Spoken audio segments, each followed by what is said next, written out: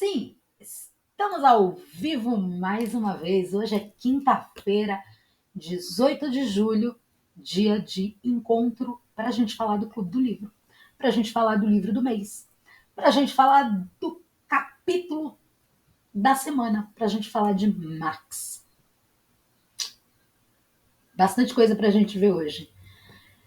E enquanto vocês vão chegando, enquanto o Instagram vai entregando aí para vocês que estão entrando, avisa o coleguinha que a gente está online, que a gente vai falar do Max, que a gente vai falar das ovelhas negras aqui, porque o Max é a ovelha negra, né? O Max é o rebelde. Queria saber de vocês aí, quem assistiu a live a semana passada, quem fez os exercícios, quem encontrou o seu labirinto? Qual é o labirinto em que você está enfiado? Quem construiu esse labirinto para você? Esse labirinto é seu? Foi você que construiu ele? Ou alguém te entregou um labirinto e você anda reformulando ele aí? Isso tudo foi os questionamentos que ficaram aí da semana passada, né? Do nosso encontro da semana passada. Eu confesso para vocês que da semana passada para cá, eu me perguntei muito se eu deveria continuar lendo os capítulos. Ou se eu deveria apenas trazer as minhas suposições e o meu ponto de vista aqui. Porque conversando com uma amiga que estava na live, que assistiu ela, a gente trocando uma ideia, porque a gente faz isso, tá? A gente troca ideia depois, uma assiste o conteúdo da outra e dá insights, dá pitacos realmente. Por quê? Porque, cara, a gente tá aqui para evoluir, para aprender. E fazer live, para mim, realmente não é um lugar confortável, vamos dizer assim, tá? Eu não sou a pessoa que fico confortável fazendo live, não. Eu confesso para vocês, gente. Eu prefiro muito mais gravar o vídeo e subir ele. Mas, assim como o Marx ensina pra gente, como o livro ensina pra gente, a gente precisa aprender a sair do labirinto. A gente precisa aprender a criar. A gente não precisa nada, né? Mas se você quer chegar onde você quer chegar, você precisa aprender. Ponto, acabou. Então, aonde é a minha zona de conforto? Né? A minha zona de conforto é justamente não fazer live. Não é, de verdade, não é confortável para mim. Por quê? Porque eu fico tensa com a quantidade de pessoas que tem, porque eu fico tensa e se ninguém entrar, porque eu fico tensa e, ai meu Deus, e se flopar, porque eu fico tensa e se alguém me perguntar alguma coisa eu não souber responder, porque eu fico tensa, porque eu sou uma pessoa tensa. Brincadeira, eu não sou não. Mas isso tudo me preocupa, então assim, a live é um lugar que me tira da zona de familiaridade. E como eu me propus alguns desafios esse ano, e a minha palavra do ano é comunicação, é comunicação, então fazer live é uma coisa que eu espero que seja mais constante para mim. Né? E aí eu fiquei me perguntando e trocando ideia com essa amiga. Eu falei, cara, se eu sei que tem gente que não tem paciência para escutar uma leitura, mas se eu trouxer só os pontos principais e colocar a minha perspectiva, é a minha perspectiva. Então, mais uma vez, o que eu estou entregando não é o que eu me propunha, não é o que um livro propõe, porque o livro propõe que você, isso qualquer livro, tá? Não tem. É que você comece a olhar por outros ângulos. E como é que você vai olhar por outros ângulos se o que eu estou trazendo é o que eu achei interessante, o parágrafo que eu gostei e o que eu entendi sobre isso? E aí, depois de muito bate-bola que a gente teve ali, né? Sejam bem-vindos, sejam muito bem-vindos vocês que estão entrando. Depois de muito bate-bola que a gente teve ali, eu falei, não, cara, eu sei que eu vou perder muita gente. Eu sei que muita gente não vai assistir por conta da leitura. Mas não entregar seria privar a minha proposta, seria boicotar a minha própria proposta, que é aumentar o seu repertório, que é aumentar o seu ponto de vista. Então, se você não tem paciência para a leitura,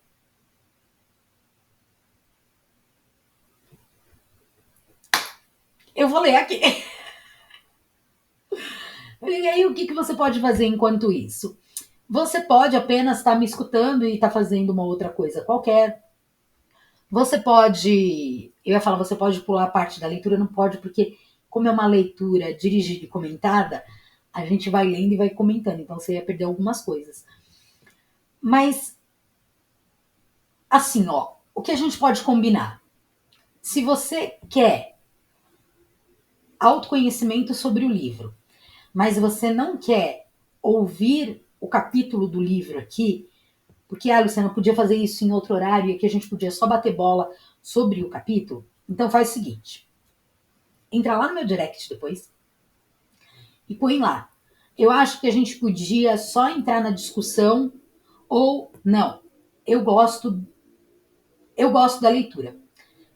Eu vou deixar também uma caixinha lá em cima nos stories depois, exatamente com essas perguntas. Eu acho que a gente poderia só discutir o livro. Não, eu curto a leitura do livro. Beleza? Então vamos entrar no livro propriamente dito, vamos parar de enrolar aí, porque se você não estava no encontro passado, se você está chegando aqui, está caindo de paraquedas e você não sabe nem do que a gente está falando aqui, a gente está falando do livro Eu Mexi no Seu Queijo, que é um livro do Deepak Malhotra, que vem desafiando aí as ideias tradicionais no famoso livro Quem Mexeu no Meu Queijo, né? A gente já viu a semana passada que enquanto o livro original do Spencer Johnson ele foca em como lidar com mudanças inevitáveis, o Malhotra ele nos convida aí a questionar e a desafiar as intempéries da vida, né? A desafiar o labirinto em que a gente vive. E ele já começa no de quem é esse labirinto aí? Quem construiu esse labirinto para você? Você construiu? Você tá feliz com esse labirinto? Você, você anda dando com a cara em muito beco sem saída aí? Cara, não fui eu que construí esse labirinto, não. Construíram isso para mim. Cara, quem que construiu? Qual é o maior labirinto da sua vida, né? Porque foi uma das perguntas que ficou aí da semana passada, foi em qual área da sua vida você acha que é um labirinto construído por alguém? Qual é o pior labirinto aí? Se a gente pegar não, minha área profissional, a minha área amorosa, a minha área do eu, quem construiu esses labirintos aí? E qual é o labirinto que você está tendo maior dificuldade em sair? Então, através dos personagens, né, ele vai trazer para a gente esse pensamento mais crítico, essa forma de inovar esse pensamento, e ele vai encorajar a gente principalmente a usar a inovação e a resiliência. E dessa forma a gente acaba criando aí oportunidades em vez de simplesmente reagir às mudanças. O livro ele também faz um convite para a gente que é a área que eu realmente sou apaixonada, que é romper barreiras, que é superar crenças limitantes, que é assumir o controle do nosso destino. Então, ele vai mostrar através dos personagens e da forma como esses personagens se movem, como é que eles quebram essas crenças. Como é que a gente pode construir o nosso próprio labirinto e tomar o controle da nossa vida aí, né? Ficou alguma pergunta aí para vocês da semana passada? Vocês querem saber alguma coisa de diferente? Falem agora ou calem-se que eu vou começar a leitura. Brincadeira, não precisa calar, não quero muito é que vocês interajam realmente com tudo isso aqui.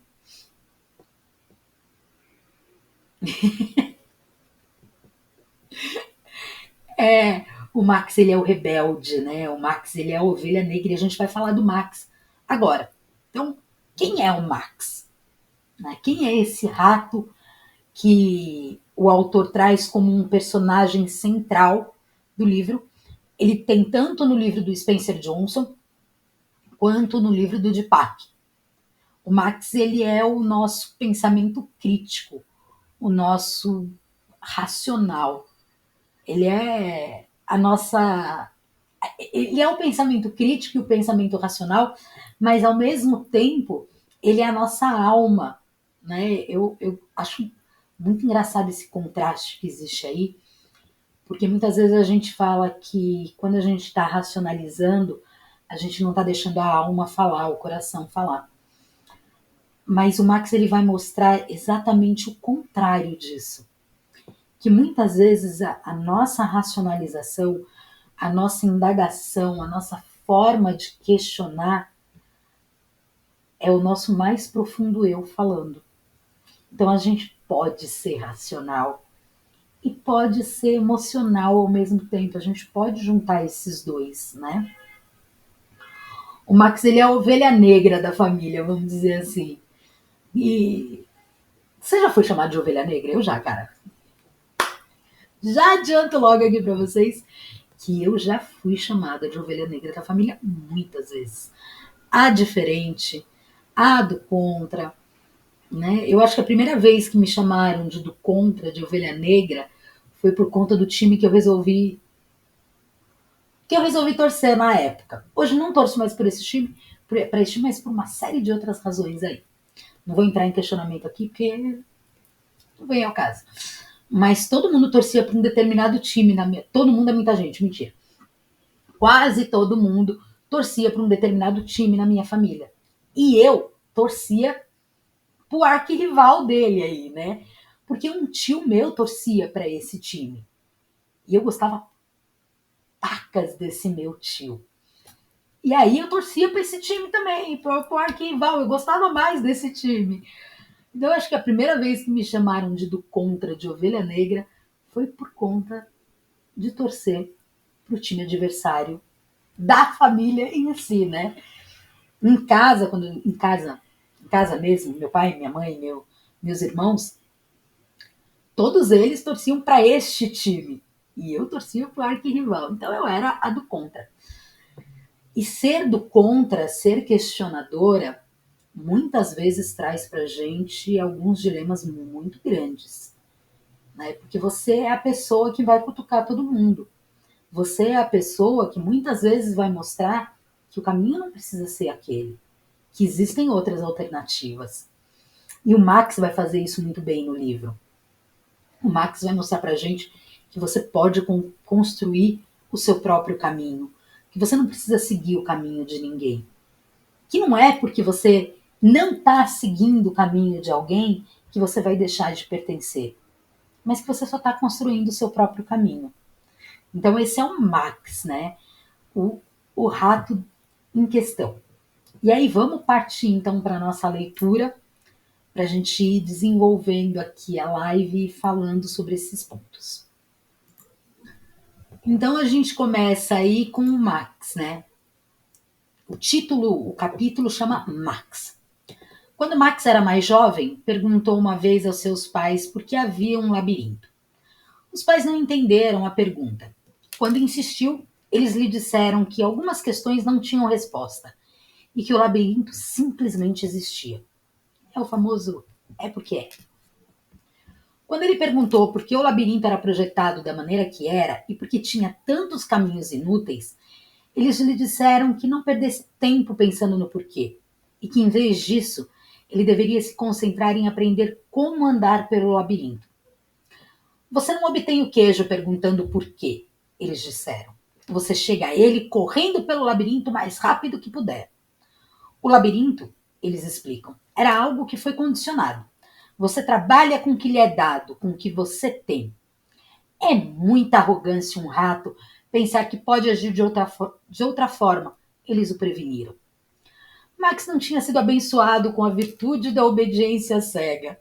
E eu adorei essa frase do livro, e ela virou para mim uma frase de fundo de tela, né? Eu não fui abençoada com a virtude da obediência cega. Eu acho que essa é uma característica das ovelhas negras. a gente não é obediente a ponto de aceitar tudo como é, né? Normalmente as ovelhas negras, as chamadas ovelhas negras, né? Eu acho que deveriam mudar esse nome, a gente deveria ser ovelhas brancas iluminadas, porque muitas coisas se mudam e se quebram num sistema familiar, principalmente falando de crença, por conta dessas ovelhas. Então deveríamos ser ovelhas iluminadas e não ovelhas negras, tá certo? Mas enfim, a gente não é a gente não é obediente nesse ponto, a gente é questionadora. A gente quer saber o porquê isso está acontecendo, o porquê essas coisas acontecem. A gente muitas vezes acaba incomodando, né? Quem nunca viu aí criança incomodando o pai porque pai ou mãe ou avô e vó, professor, enfim, porque é ou porque não, né? É, eu não sei se vocês passaram por isso, mas eu escutei muito isso. Mas por que eu não posso ir? Por que não? Ou porque você não é tão. Mas todo mundo vai, mas você não é todo mundo, né? Então, tá, mas por quê? Né? E aí, quando não tinha uma resposta, normalmente é porque você não é todo mundo e porque. Mas nunca existia uma explicação lógica. Muitas vezes essa explicação lógica não vinha. O que vinha era por que não? Porque assim é que é. E na vida eu escutei muito isso, né? Mas por que isso é assim? Porque que sempre foi assim. Não existia explicações lógicas. Então eu era do contra. Eu era rebelde, eu era que gostava de fazer a diferentona, né? E aí ele continua. Em vez disso, ele continuava a incomodar seus pais, amigos, professores e qualquer um que cometesse o erro de discutir esse tipo de assunto com ele. Mas ele questionava, mas descobriu quão pouco os outros ratos entendiam. Eles sabiam muito, mas entendiam muito pouco. Essa frase é uma outra frase que para mim chama muito a atenção no livro, né? Eles sabiam muito, mas entendiam muito pouco. Lembra a gente falou isso a semana passada no encontro, daquela história do colocar o porco sem cabeça na assadeira, né?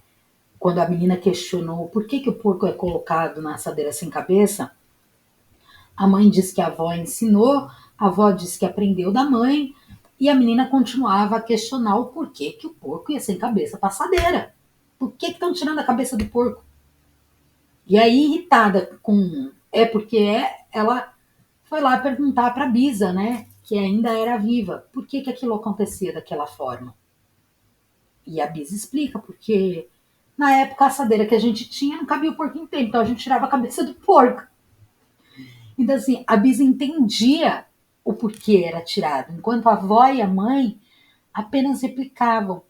Talvez elas sabiam que era para ser feito daquela forma, mas nunca questionaram, talvez por nunca terem a oportunidade de questionar, talvez por achar que não se pode questionar os mais velhos. Às vezes, uma frase mal colocada de um mais velho acaba te colocando num lugar de se ele disse é assim, então, né? Eu não posso questionar porque ele é mais velho. Eu preciso apenas escutar. E essa foi uma coisa que na minha vida nunca fez muito sentido. Eu sempre questionei muito. E pela graça e glória de Deus, o meu filho tem o mesmo padrão que eu. E eu particularmente acho isso bom, né? Ele questiona muito as coisas. Cara, eu aprendo muito com ele. Muito, muito mesmo. Porque como ele é muito questionador, às vezes eu falo alguma coisa e ele me questiona e faz com que eu acabe abrindo um outro ponto de vista. Que às vezes eu achava que, porra, não, porque é assim, porque olha só. E a gente que é muito lógico, muito racional, a gente argumenta muito bem. E ele acaba me abrindo um outro ponto de vista, porque ele também é muito questionador. Então, muitas vezes não adianta você saber muito e entender muito pouco. E a gente só acaba entendendo de verdade quando a gente questiona as coisas. Quando a gente quer entender o porquê aquilo funciona. Um dia Max se deparou com o bom livro e este o enfureceu. Ele não conseguia entender como esse tipo de livro poderia ser tão lido e tão cegamente aceito. Ao lerem um bom livro, todos os outros ratos resolviam aceitar as mudanças sem questionar, porque mudar, conforme ensinado ali, era inevitável e incontrolável. Mas Max era diferente. E ao ler o livro, se decidiu exatamente pelo oposto. Ele estava determinado a descobrir quem tinha mexido no queijo. Ele estava determinado a descobrir por que haviam movido o queijo. Ele estava determinado a descobrir por que o labirinto era do jeito que era. E estava determinado a mudar o que ele não gostava no labirinto. E foi assim que ele começou.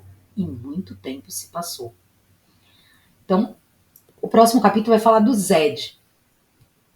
E quando ele fala muito tempo se passou aí, a gente vai entender depois no capítulo do Zed o que o Max fez nesse tempo enquanto ele estava entendendo todas essas questões. Eu, eu gosto muito do eu tô determinado a descobrir por que o labirinto é do jeito que é, por que o que eu não gosto, como é que eu vou mudar isso, né? O autoconhecimento nos joga muito dentro desse furacão aí, né? Desse vórtice. Eu lembro que quando eu estava na Fossa das Marianas, acho que muitos de vocês vão me ouvir usar essa expressão aqui, porque muita gente fala que foi parar no fundo do poço, né? Eu, de fato, fui parar na Fossa das Marianas, porque o fundo do poço, cara, tinha ficado raso há muito tempo, de verdade. Eu entrei num lugar tão sombrio que para sair de lá, eu precisei resgatar a ovelha negra em mim. Eu precisei resgatar essa rebeldia em mim. Que por N razões, eu peguei essa ovelha negra e guardei ela dentro de um cercadinho ali. Falei para ela, fica aí, não sai daí. Tranquei ela no quarto escuro e falei, pelo amor de Deus, me dá paz. Por algum motivo. Que hoje eu ainda não sei o porquê que eu coloquei ela lá dentro.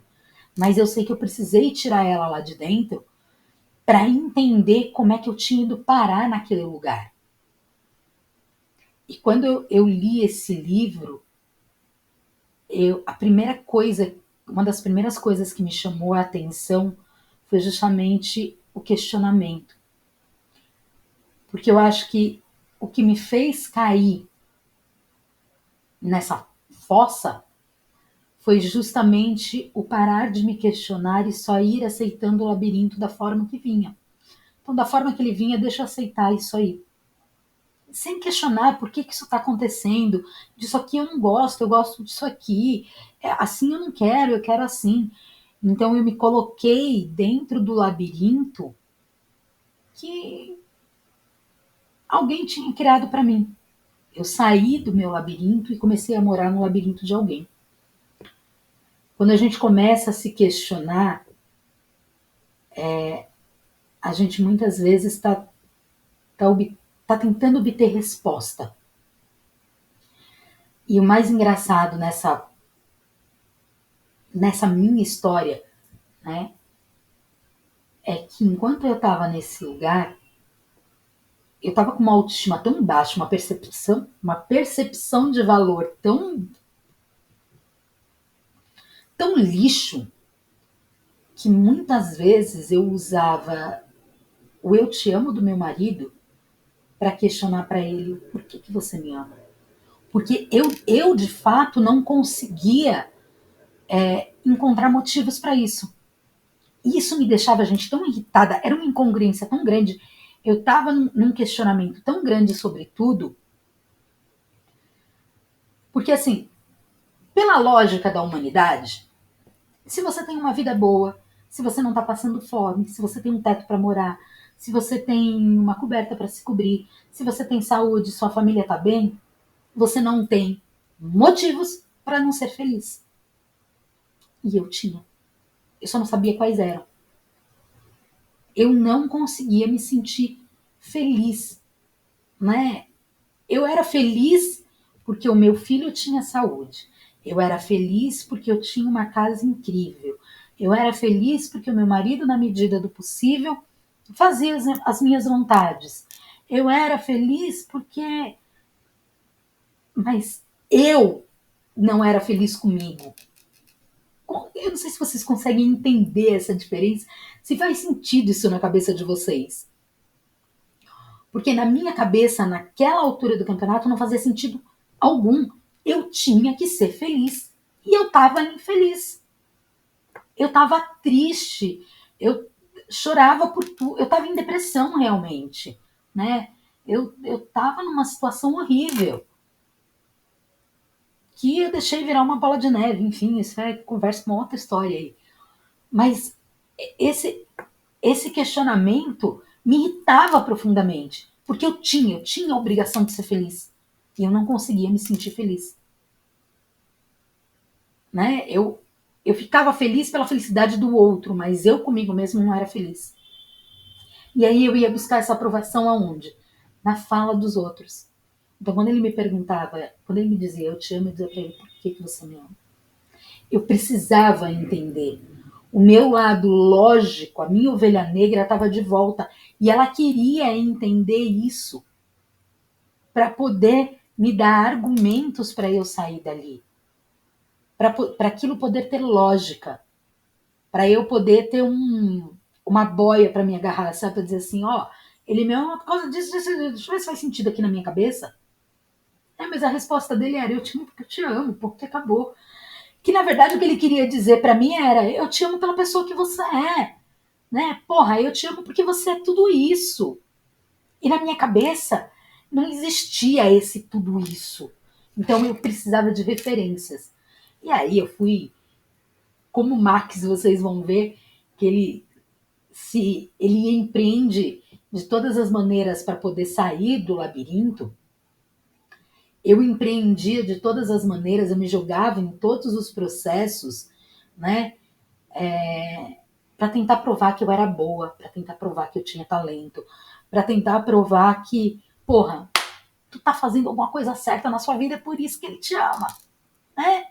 É por isso que você pode se amar. Tá vendo? Você é boa nisso. E nesse ponto eu acho que eu confundi muitas vezes dom com talento.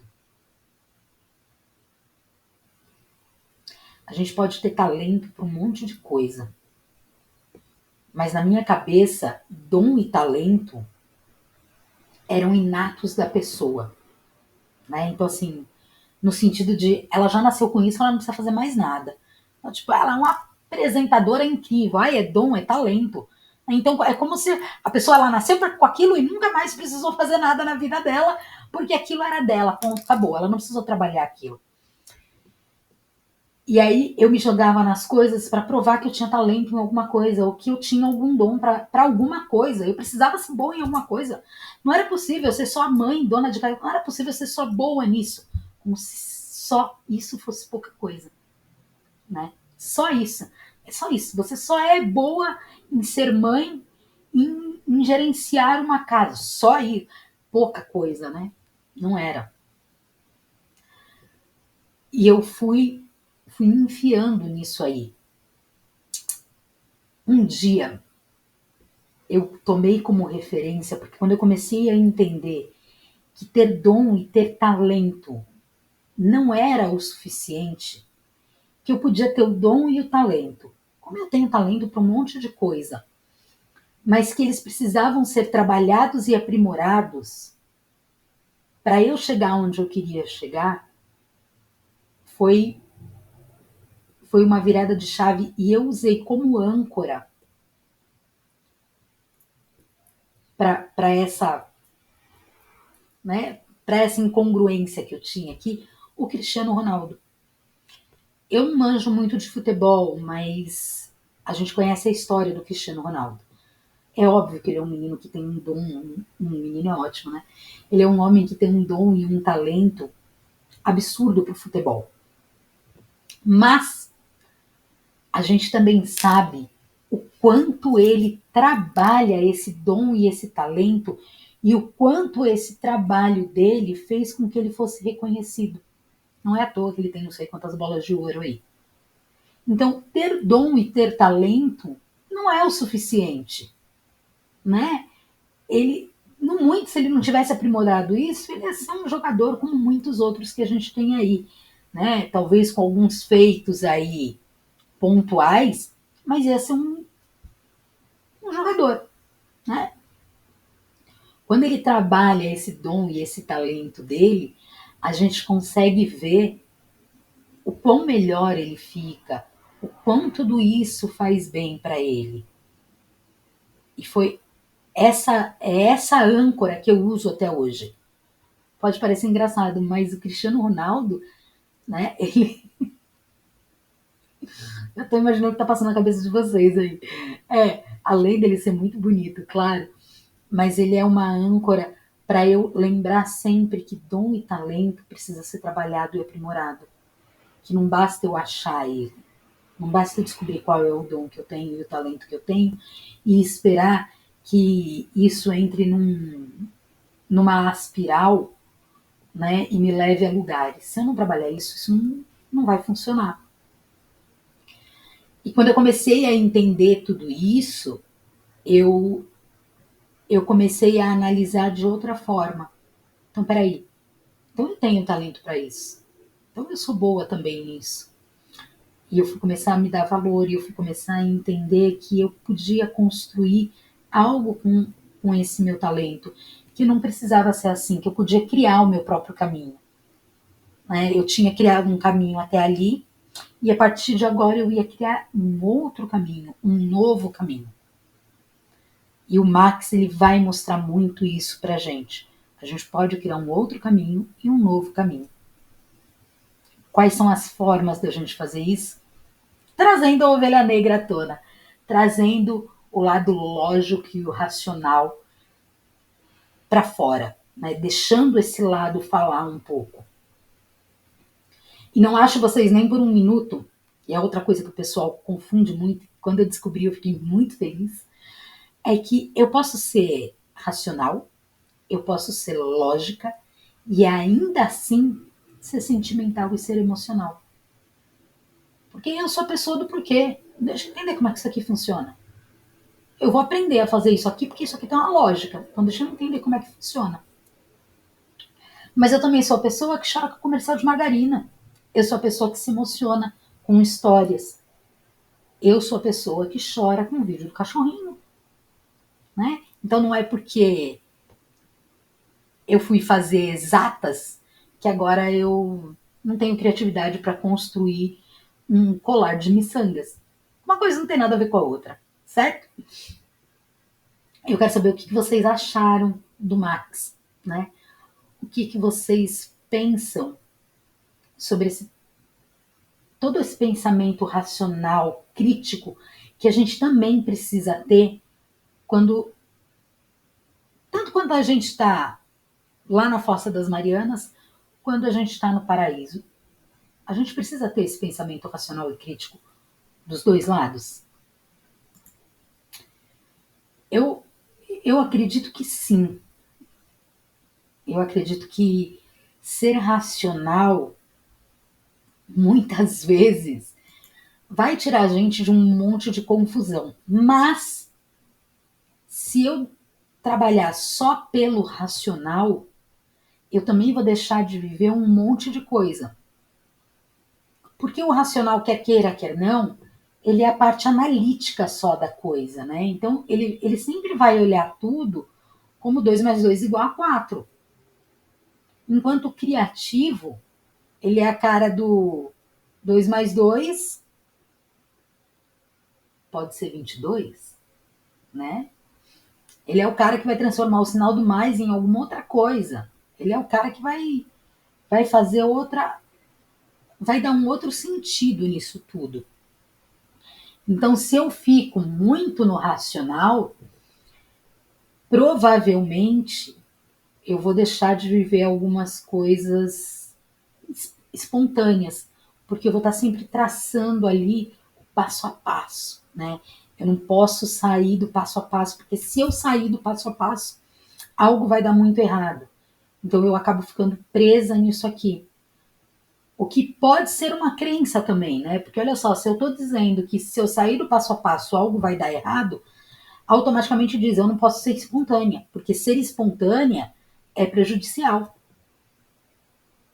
E aí vale a pena você começar a olhar aí quais foram as vezes que você foi espontânea e que de repente pode ter sido censurada por alguém ou mal interpretada por alguém, ou tomou bronca de alguém, né? Aí você foi espontânea e deu ruim, né? Antigamente tinha um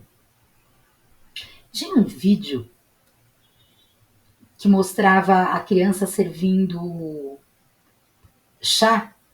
Uma menininha, né? Ela montou uma mesinha de chá e ela ia lá e dava chá pro pai, né? O pai tava brincando com ela. E eu acho que em momento nenhum passou na cabeça do pai onde que ela tava indo buscar essa água. E daqui a pouco alguém vai filmar ela indo buscar água. Eu não sei se é o irmão que tá com ela e ela tá dando chá e o irmão tá tomando, uma coisa assim. E alguém vai atrás dela para entender de onde que ela tá pegando aquela água para brincar de chá. E ela tava pegando a água dentro da privada. Ela foi espontânea, ela queria brincar de chá, de café, de bolo da tarde, e a forma que ela achou foi essa. Se isso foi tratado com naturalidade, com brincadeira, ok. Mas de repente ela tomou uma mega bronca ali porque estava dando água da privada para alguém. Paciência, né? Pode ser que em algum momento você foi espontânea, você foi mais ousada e você tomou um corte grande. E aí isso tá aí, de alguma forma, dizendo para você, ó, não seguir as regras é ruim. Pode ser. Então é uma coisa para se olhar, né? Então, ter pensamento crítico é bom. Ter pensamentos analíticos é bom. Mas se isso acontece o tempo todo e eu não me permito em nenhum momento ser espontânea, Luciana, tá? Aí a gente tá falando por mim. Eu acho ruim. Mas é claro que cada um com seu cada um, né? Então eu acho que dá para deixar. A gente tá se encaminhando pro final da live aqui. E dá para deixar aí como um questionamento para vocês, né? Aonde que eu posso ser mais lógico, mais racional? Aonde que eu posso usar esse meu pensamento mais analítico sem deixar de ser espontânea?